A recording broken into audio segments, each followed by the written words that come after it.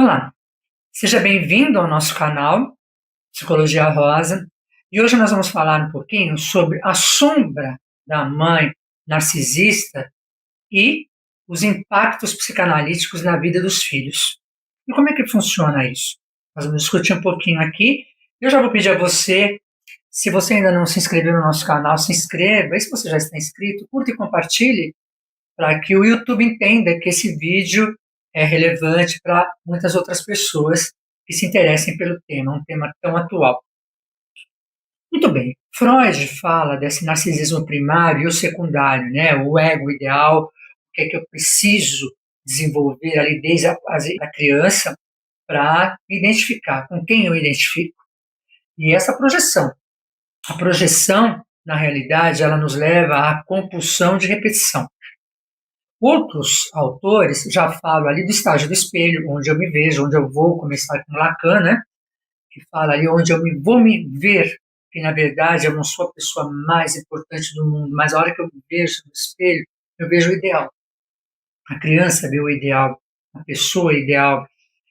Quando ele começa a perceber que ele não é o centro das atenções, ali quando ele chora e a mãe vem para dar a mamadeira, dar o seio a ele, ele começa a perceber que ele precisa chamar atenção, que ele é uma pessoa importante, mas ele não é tão importante. E aí, se ele vivencia bem essa fase, ok, isso vai trocando depois as necessidades. É quando vem outro irmão, é quando ele fica com ciúmes do irmão mais novo, porque veio tirar o lugar dele, e isso, se não resolvido, pode levar para a vida toda, e na vida adulta isso aparecer de uma forma bastante forte. E o Winnicott fala muito sobre a questão da mãe suficientemente boa, né? Por mais que eu tente ser uma mãe boa, perfeita, sempre vai faltar algo. Isso já vem lá Freud, vem Lacan, que fala ali que existe sempre uma falta. Muito bem. Só que nós temos que entender um pouquinho dessa mãe narcisista, que nem todas as mães vão agir, todas as pessoas, as mulheres que forem mães, elas vão agir de uma forma amorosa, amistosa com seus filhos. Existe todo um mecanismo inconsciente ali de, às vezes, desenvolver-se, e vem desse processo que nós falamos anteriormente, uma inveja, um ciúme, misturado ali com raiva, lembrando que todas as relações elas têm amor e ódio. Relações mãe e filho, entre irmãos, entre cônjuges, entre namorados, entre amigos, existe sempre a competição ali inconsciente e essa questão do amor e ódio. Eu te amo, mas eu te odeio. Então eu te odeio porque eu te amo. Eu te admiro, mas você não poderia brilhar mais do que eu. É isso que a mãe narcisista começa a desenvolver. E como é que ela desenvolve isso, né? De uma forma muito simples. Vamos dar um exemplo aqui. Vamos imaginar que uma mãe narcisista ali fique muito incomodada com a vitória, com o que um filho, uma filha, conquiste.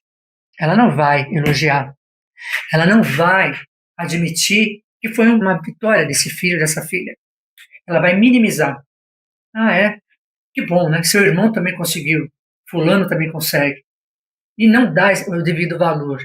E para o filho dessa mãe narcisista, ele vai precisar de passar por um processo psicoterápico para não levar isso de uma forma negativa e muito magoada, porque ele está sendo ali hostilizado, não validado, pouco considerado ou desconsiderado pela mãe, que deveria ser o primeiro amor. Essa pessoa que deveria trazer todo afeto e vibrar com suas vitórias. E essa mãe narcisista, como é que ela vai agindo? É aquela mãe que fala de um filho para o outro, do outro para um, e começa a jogar um contra o outro. Então ela causa brigas na família, ela causa intrigas na família. E como é que é causar intriga? Se as pessoas ali não forem elaboradas, não estiverem no processo psicoterápico ali, eles acabam brigando entre si. Porque a mamãe disse que você falou e o outro disse que você recebeu, que você não falou isso, não falou aquilo. Então, nesta dinâmica familiar, ela tenta jogar um contra o outro para manter o controle sobre todos. Quando um deles confronta, não é isso. As coisas não são assim. Porque normalmente, qual é o comportamento do filho? Ele precisa de ser amado. Então ele não confronta, ele obedece, ele aceita e ele vai se violentando. Alguns introjetam esse modelo e levam para a sua vida. E aí ele vai fazer isso, ela vai fazer isso com seus filhos. Repete. É o que nós falamos no início aqui. Neurose de repetição. Quando existe um dos filhos que confronta, ele é deixado de lado. Então e essa mãe narcisista, ela fala para todos os outros: sua irmã, o seu irmão não é tão bom, ele é mau, ele é isso, ele é aquilo, para tentar isolar esse filho que confrontou dos outros. E, ao mesmo tempo, ela coloca que, olha, ele me confrontou, ele falou que eu estou fazendo isso, fazendo aquilo, eu estou passando mal, eu vou infartar, eu vou morrer do coração, eu vou ser internado, vocês todos vão ter muito remorso por isso. E aí, qual é o objetivo dela? Os outros filhos fiquem contra este. Quando não há uma estrutura emocional e a carência é exacerbada, ela consegue. Esse filho que confrontou é deixado de lado, é tido como a ovelha negra, porque confrontou, porque não aceitou, e eles são as pessoas que vão abraçar essa necessidade de ser amado, porque na verdade ela não ama, né, mas ela passa essa ideia para esses outros filhos.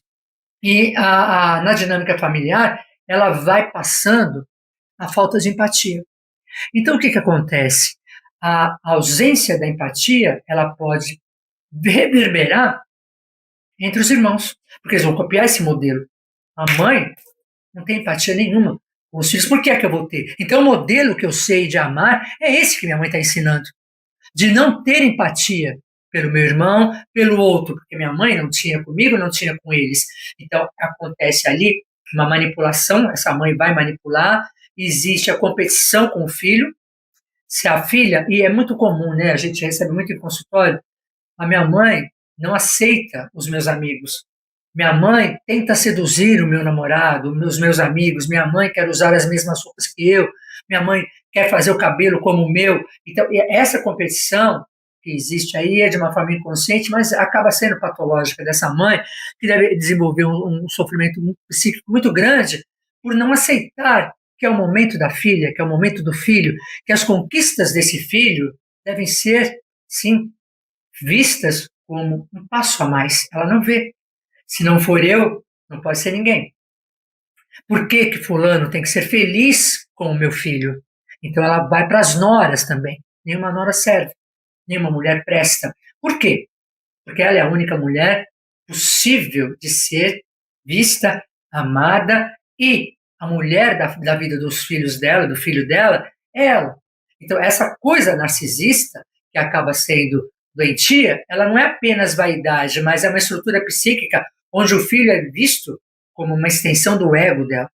Então, assim, do ego parental, um objeto para satisfazer as necessidades narcísicas dela. É quando ela pede muita coisa para esse filho, e esses que se submeteram, esse que se submeteu, ele vai fazendo. Então, o lado narcísico dela vai se contemplando ali, ela vai se sentindo contemplada. Eu quero que compre isso, eu quero que compre aquilo, eu quero que... Mas ela não vibra com o sucesso, porque o sucesso tem que ser dela. Essa mãe tem que ser, essa pessoa tem que ser a melhor. Esse ego dessa mãe projetando no filho vai acontecer sim, a partir do que ele pode me dar, do que ele pode me trazer de benefícios. E se ele for fazer algo que não seja tão socialmente aceito, né, ou entre os irmãos, ou entre as relações, ou entre o trabalho, mas me trazendo um conforto, me trazendo vantagens sociais, pecuniárias, enfim, qualquer tipo de vantagem, ela vai se sentir muito bem. Então aí percebe-se que ela não ama esse filho, ela ama a si, porque ela tem que ser o centro das atenções. E essa mãe também mantém uma relação de dependência. Os mais frágeis vão se tornar mais dependentes e dificulta a separação, o processo de individuação. Esse filho crescer e ir caminhar com as próprias pernas demora muito, porque ele pode até casar, ele pode até mudar de estado, de país, mas ele ainda depende dessa mãe. E não é incomum, nós recebemos no consultório pessoas que falam assim, eu não consigo decidir, minha mãe tem que validar. Se minha mãe não disser sim, eu não consigo, porque essa dependência é de uma mãe narcisista, que não fez aquele processo, não desenvolveu aquele processo que nós falamos muito aqui no canal, da mãe desnecessária. E qual é a mãe desnecessária? Aquela mãe que ensinou, que fez o seu trabalho enquanto mãe, que admira o sucesso do filho, mas que sabe que ele está sendo criado para o mundo. E ela vai ser essa mãe que em algum momento será desnecessária. E aí sim ela cumpriu o papel dela. Por quê? Ela não é mais necessária. O filho consegue sobreviver sem ela. E muito bem, obrigado. E ela vai vibrar com isso. Quando isso não acontece, existe uma relação patológica, doentia. E essa mãe adoecida, com essa forma narcisista exacerbada já na patologia, ela precisa ir de um tratamento para perceber, dentro do processo de psicoterapia, de psicanálise, para elaborar essas feridas narcísicas, reconhecer o seu verdadeiro self, que é: eu sou mãe, eu não sou o centro das atenções, eu não posso jogar, levar um filho contra o outro, e iniciar um processo dessa separação psíquica, em que ela é mãe e ela não é essa pessoa centro das atenções que ela pretende ser, e que o filho dela, os filhos dela, a filha dela, vão seguir caminhando na sua própria jornada. E a ela cabe o quê? Ver, admirar, né, incentivar. E isso, para a mãe narcisista, é muito difícil, é muito doído, porque não é ela que está brilhando, é através do filho. E ver o filho, ver o outro brilhando, ela não consegue, porque tem que ser para ela. Aí quando ela faz a manipulação para trazer vários benefícios a ela. Eu pergunto aqui a você: você já percebeu nas suas relações mães narcisistas? Faz sentido para você que o processo de terapia ele deve acontecer para elaborar esse ego, essas feridas que estão lá de trás, e para que essa pessoa consiga continuar a sua jornada, mas como uma mãe mais empática, mais amorosa, com menos competição? Faz sentido para você? Todos temos o lado narcísico, mas quando ele desenvolve de uma forma, se desenvolve de uma forma muito exacerbada, entra na patologia. Eu espero que esse vídeo tenha feito sentido para você. Se fez, curte, compartilha e se inscreve no canal. Até mais.